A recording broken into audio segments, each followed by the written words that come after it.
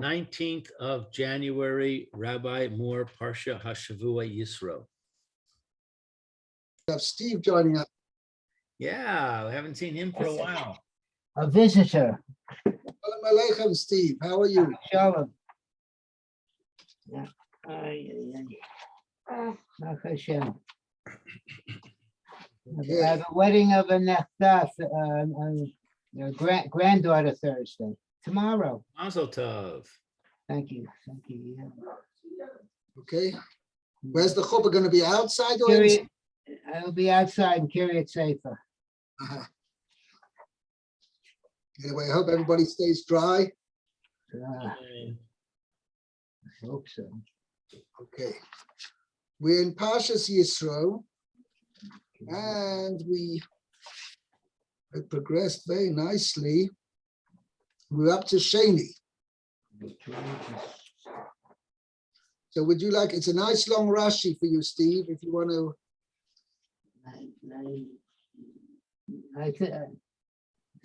I saw something interesting. I didn't check it out again, but Rav Aryeh Kaplan's he translates Kohen as sheik. Chief? Yeah. Well, I translate as Lord of Midian. Yeah, that's close. That's no. When it comes to Yisro.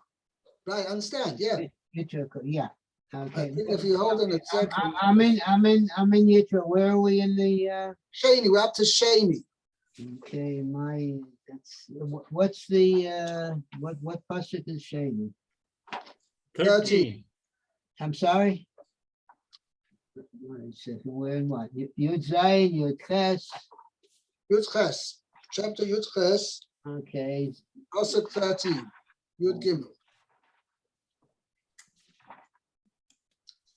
Okay, I am there. Vayehi mimacharat, and it came, yeah, and on the,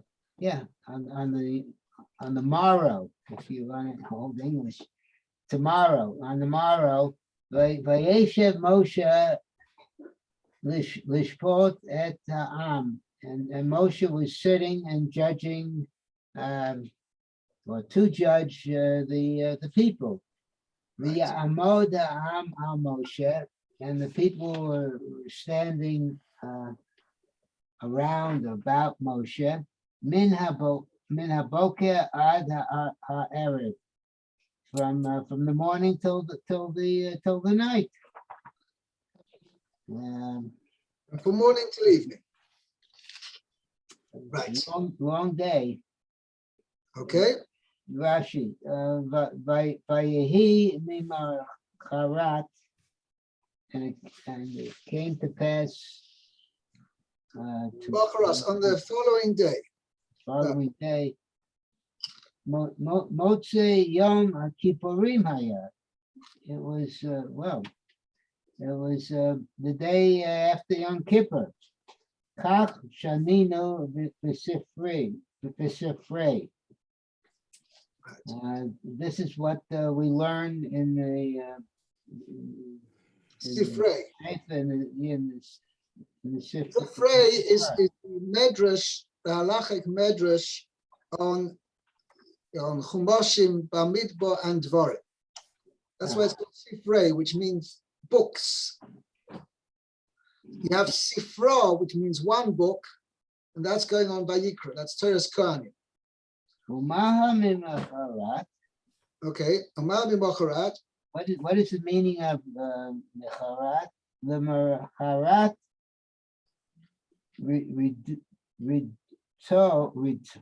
Rito Min Hahar. The day after they came down from the mountain. He came down. Moshe came down. Moshe came down from the mountain. They are and we're forced to say, Efshar lomar ela mimachat Yom Kippurim. Okay, so just let me explain something. The Chayra, we'll explain what Rashi's on about. Is the first thing is that till now we've discussed Yisro's coming joining up with the Jewish people. Okay, and Moshe goes out to meet him, and they have a big party in his honor. And okay, now you would have understood by it was on the following day, means after this party. Now Rashi's going out and says, no, it's not the day after this party when Yisro came, the day after Yisro came. Because Rashi's going to explain now why that cannot be. Okay? Okay. We're forced to say, it's impossible to explain this, Ella, but only Yom HaKippurim, only on the day after Yom HaKippur. Sharei Kodim Matan Torah. Since before the giving of the Torah, it's impossible to say, Vahodati et Chukei, etc. And I made known to them the Chukim, the statutes. I do make note. He's referring to Pasuk 16. Okay. Right? The Moshe Rabbeinu, Yisro says to him, what's going on here? That you are sitting, and everybody's standing with you from morning till evening. So Moshe Rabbeinu answered to him, Pasuk 15, that the people come to me to seek advice, seek knowledge, advice from God. Meaning, if they have a court case, they come to me,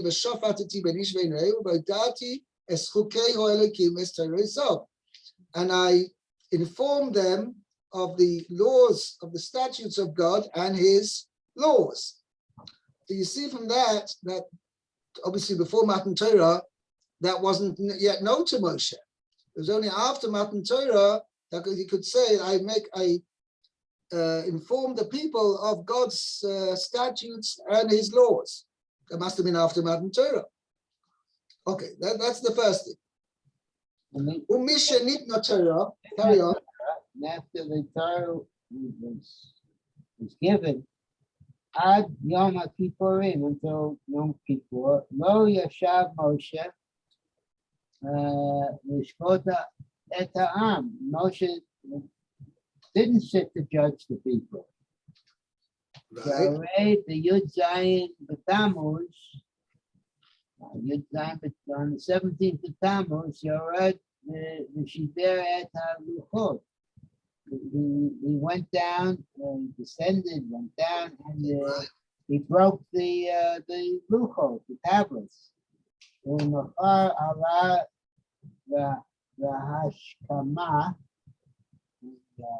on the following day, he went up early. The Shahar Shmonim Yom, and he stayed there 80 days. Wow. Right.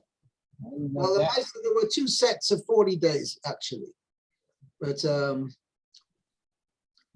okay. We arrived to Yom Kippurim, and he came down on Yom Kippur. The Ein Parsha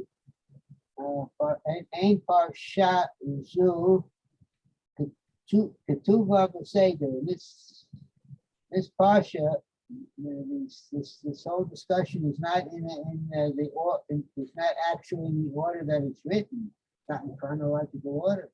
Right. I have a question. Yeah. So why can't we say that Moses came down, he broke the tablets, and then he spent the entire day judging the people, and then the next morning he went up? So you've got a problem with that.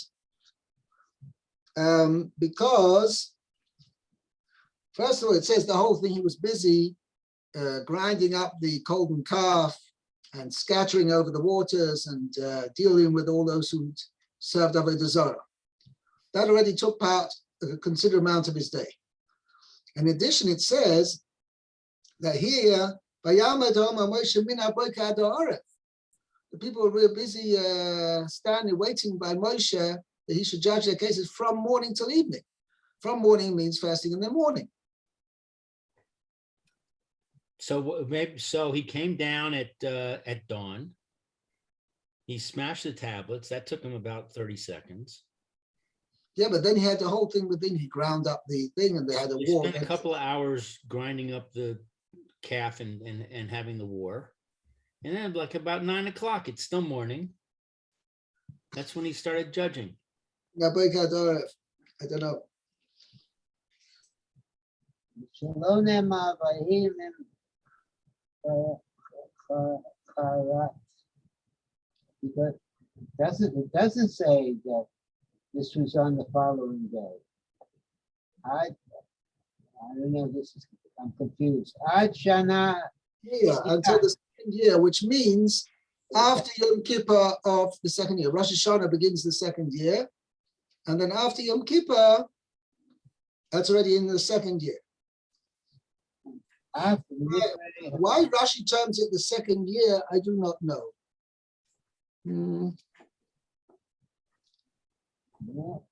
After Divrei HaOmer, even according to the one who says Yisro Kodem Matan Torah, this whole shmooze incidents with Yisro actually came before giving of the Torah. If you were going to say that, Shalucho El Artso, but he went back to his Land. He went back to his native country. Lo Ella Ad Shana Shniya. This is all news to me. It didn't take place until the second year. Okay. Sharei Nemar Tan, because it says here, Vayishlach Moshe et Vayishalach. And Moshe Sent his father-in-law away. Right. The Matzino Masa, and we find in the journeys, Of the flags, which means when they traveled, when Jewish people traveled for the first time, Moshe said to him, to Yisro, No sim anachnu el hamakom. We're journeying to that place. Eretz Yisrael. Al na ta'azov otanu. Come and help us. No, it means to leave. Really. Do not leave us now. Right. Don't. Oh, please don't leave us, sir. Yeah. The Imzo Kodem Matan Torah. Now, if this whole incident took place before Matan Torah, Misha Shilucho. After he sent him away, and he went,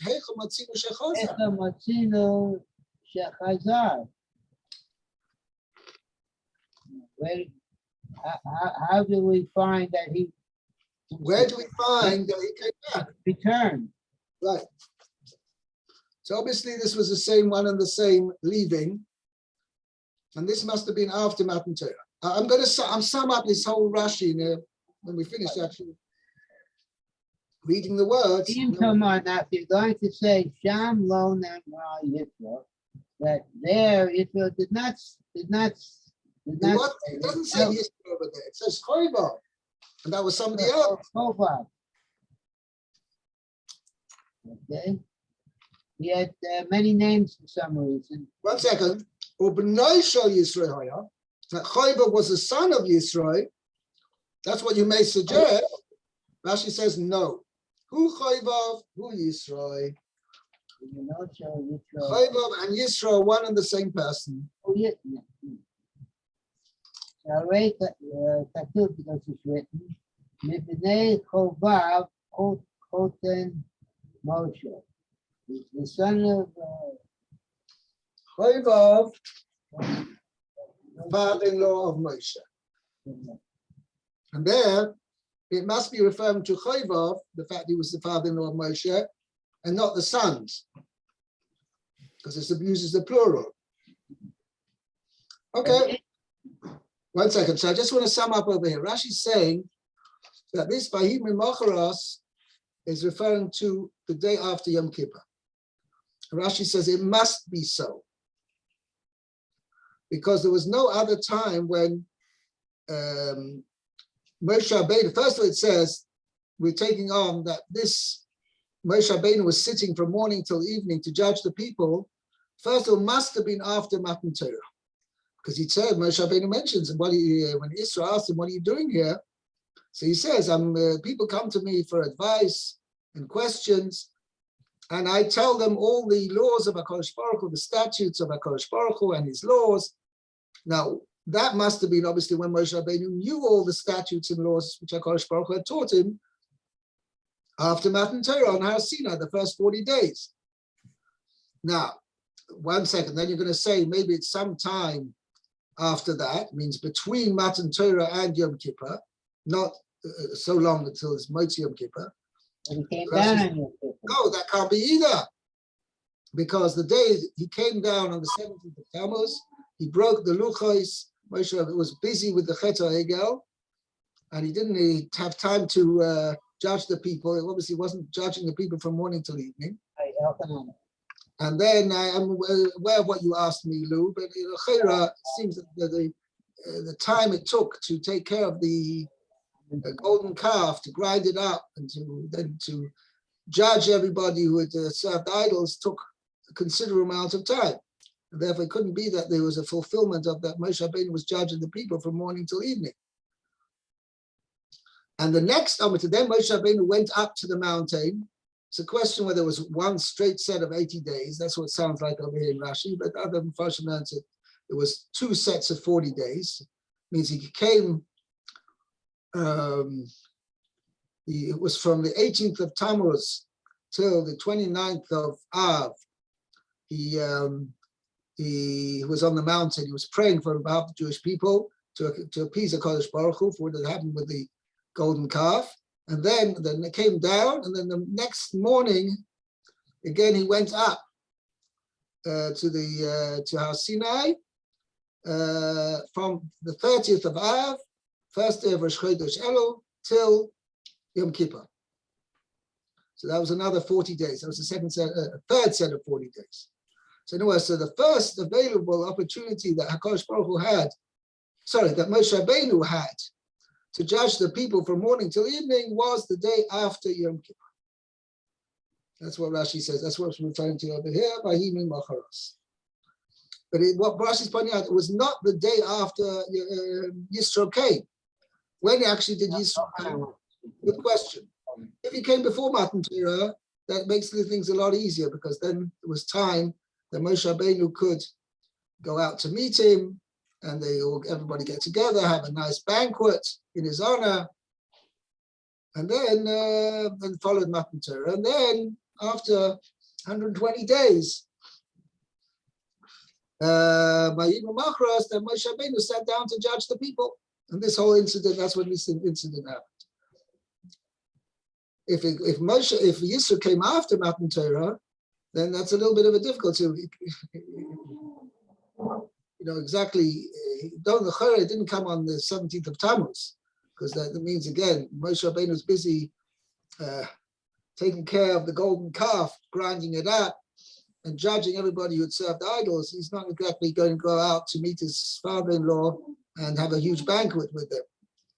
Elamai, maybe this happened on the 29th of Av. It's possible. According to Mandama, that Yisro came after Matan Torah, it must have been he came on the 29th of Av. Okay, otherwise it's a bit of a kasha. Okay, let's continue, Steve. Vayeshev Moshe, etc. Moshe sat and the people stood around him. Yoshev Kamela, he was sitting like a king. Kulan Omdim, and all the other people were standing. So, Uksha Hatavar Yitro. Difficult. This it was. So it was not He wasn't happy about this. right. He wasn't happy about it. Shaya Nizal Zel with Dan Shel Yisrael, because it was a denigration of the cover, the honor of Israel. Okay, the Hokicho al Kach. He complained. He reproved. He proved Moshe on this. I guess Rashi says in this type of way, Madua, why? I tell you, Shev, you sit alone, the Quran, the Tzavim, and all the rest are standing. Right. Mina Boker Adar, from morning till night. Well, once he answered, could go away and sit down. Okay, that's one thing. Mina Boker Ad Ha'arav is a different Rashi. Oh, okay. Is it possible to say this? Ella call Dayan Shedan Din Emet. Every judge, every who passes the true judgment la'amato on the people. You know, that's Emet, I guess. The truth. Means he Even for 1 hour, ma'alei alav hakatuv, it's written in the Torah. Ilu Osid B'Torah Kol Hayom. It's as if he's busying himself, engaged in the whole day in learning Torah. Ilu na'aseh shutaf kodesh baruch hu. And it's as if he became a partner with Hashem in Ma'aseh Bereshit. Wow, in the Maaseh, of creation, work of creation. Now, Amarbo, it says on this, Vahi Erev, Vahi Boker, and it was evening.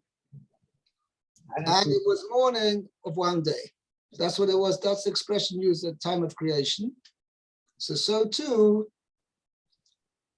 that's what it means that when he was sitting from morning till evening, it was like he was a partner with HaKadosh Baruch Hu in the creation of the world. Right. The Maaseh, there's a little bit of a stira which I have to resolve over here, is because it sounds on the one hand that it wasn't really from morning until evening. So then the question comes back, why was Yisro upset? Treating with a lack of respect. Why was it lack of respect?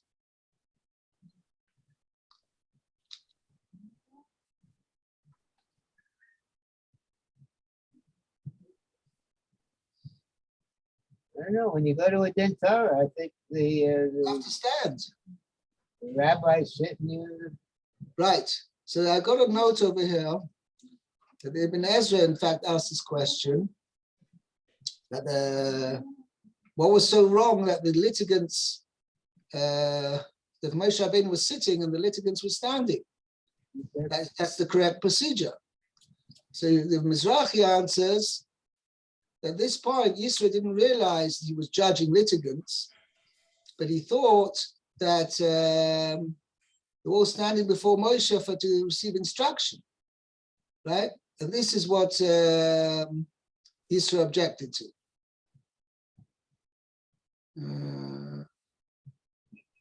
He also says that when the people were waiting to be judged, you should have been facilities for them to sit down. It's only when the litigants are being judged by the judge, by the Dayan, then they have to be standing. But whilst they're waiting, they don't need to be standing. And it's in this respect that Yisro was, it bothered Yisro that that everybody was standing and Moshe Rabbeinu was sitting. By the way, it's interesting. I once heard from somebody, Rav, that the first Rashi in every Chumash deals with the honor and respect of the Jewish people.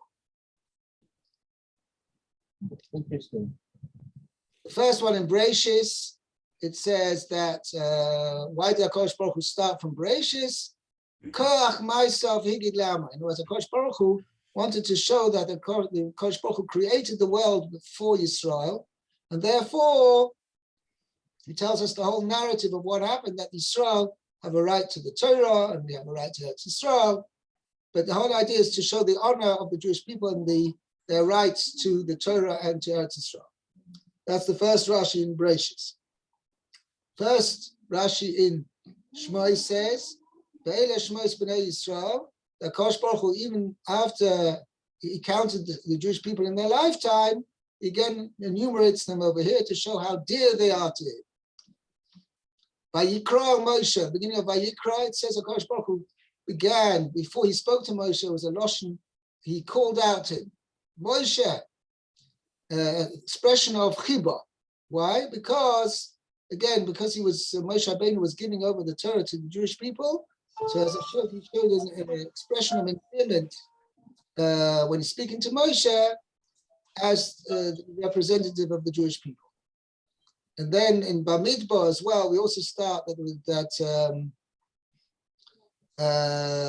every opportunity HaKadosh Baruch Hu counts the Jewish people to show how dear they are to him. And the beginning of Dvarim, it says HaKadosh Baruch Hu spoke, Eile HaDvarim Asher Diber, and it doesn't say words of reproof. It just says these are the words out of the honor of Klal Yisrael. HaKadosh Baruch Hu didn't want to publicize their reproof, so therefore HaKadosh Baruch Hu, or Moshe Rabbeinu said it in how do you say it, in altruistic terms rather than in clear terms, because in order to, out of the honor of Klal Yisrael. So each one of the first Rashi in each Chumash discusses the honor and respect for the Jewish people. Okay, let's continue. Lou, Pasuk Tesvav. Vayomer Moshe Well, let's actually Pasuk Yudalet, because we haven't done that. There's no Rashi on Yudalet, but we have to wait up to Pasuk Yudalet. Vayar Chosein Moshe Eis Kol Asher Hu Oseh Lo'am Vayomer Ma Ha Davar Hazeh Asher Ata Oseh La'am Madua Ata Yoshev Levadecha V'chol Ha'am Nitzav Alecha Min Boker Ad Ariv. The father-in-law of Moshe saw everything that he was doing with the nation, Or to the nation. And he said, "What is this thing that you are doing?" To the people. To the nation. Why? What? Carry on, yeah. Why do you sit alone and all the people stand by you from morning until evening? Vayomer Moshe lechosno ki yavo elai ha'am liderosh Elokim. Moshe said to his father-in-law, because the people come to me to seek Hashem. Okay, 15. Actually, the Targum, if you look in the Targum, it says, Lemispa ulfan min kodam Hashem. They come to seek instruction from God. Mm-hmm. Okay. That's what Rashi's going to say, okay? Ki yavo because they will come. Kamo ki va lashon hoveh. It's like because he comes Right. in the present tense. So what it means is that even though the future tense is used there, ki yobo elai, doesn't mean that people will come to me. The people come to me. That's what I should say. It's an ongoing present tense. It's an ongoing action. People are coming to me. Are coming, right. Lidrosh Elokim, to seek God. Ki targumo, as it is translated by Onkelos, le misba ul pan, But, to ask for instruction. right. Nishol Talmud mipi ha- Old Talmud mipi hagevura, to ask for teachings from the mouth of the Almighty. the mighty one. The Almighty, I guess would translate it this way. Hagevura. Gevura is The fortitude. Almighty, that's the way we would describe Hashem using those terms. You just call HaKadosh Baruch Hu the Almighty. Okay. Okay, that's it. That's okay. I think we have time for one more pasuk. Yeah, Meah. Okay, Zion. Pasuk 16. Okay. Ki yeh lachem davar ba Eli v'shatafti Shofatati. shafati Shofat.